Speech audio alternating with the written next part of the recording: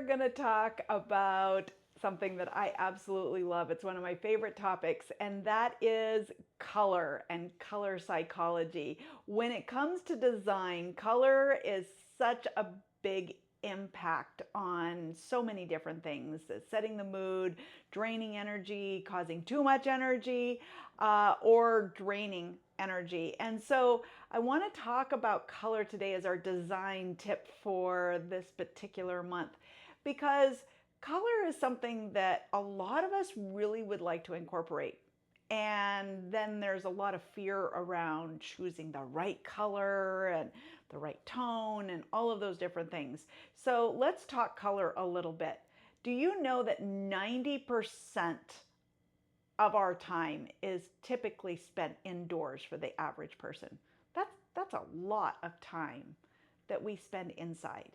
And so our indoor environments need to be enriched in ways so that we are stimulated and get creative and can imagine and be productive and all of those things. And we can influence that by color and creating different spaces with different tones and ranges of colors so that we can have and experience the full experience of energy throughout the day, whether it needs to be calming, whether we need to be productive, whether or not we need to get some energy and positivity built back into our lives. So when we talk about color, let's start with some basics in that our cool colors, that's our greens, our blues, those types of color ranges, the cool colors, even the purples, if you will. But purple is starting to warm up because you're adding red to blue to get purple.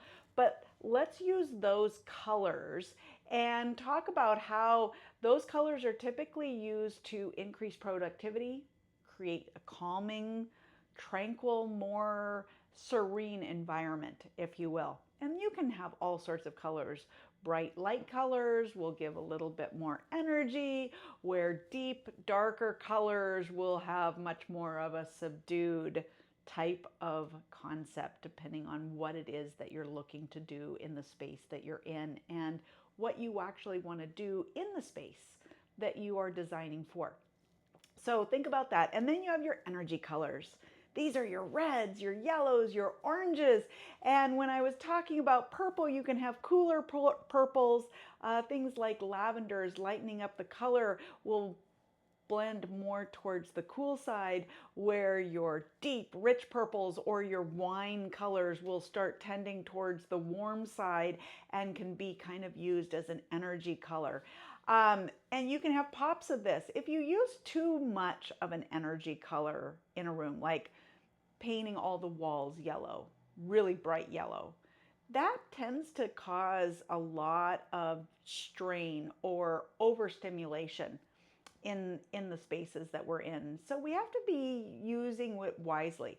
I personally love a really beautiful cherry pepper, or chili pepper, I should say, chili pepper red. Just a little bit of a warm thing in it. But I've found that because I love the color, I wanted to paint all the walls that color. It was a little much. As much as I liked it, it would do really well in a workout space, because red increases your heart rate, helps you feel a lot more energetic, but in doses of too much can be overstimulating. So we have to be careful. But it's great to use these energy colors as popping accents, whether it's in artwork, whether it's in pillows or put about decor. You can add greens to a room to create more serenity and bring the outdoors in feel, which is going to give a space a more calming essence, if you will. So there's a lot of different ways to do this, and being able to put it all together is sometimes the key to all of that, and being able to blend styles.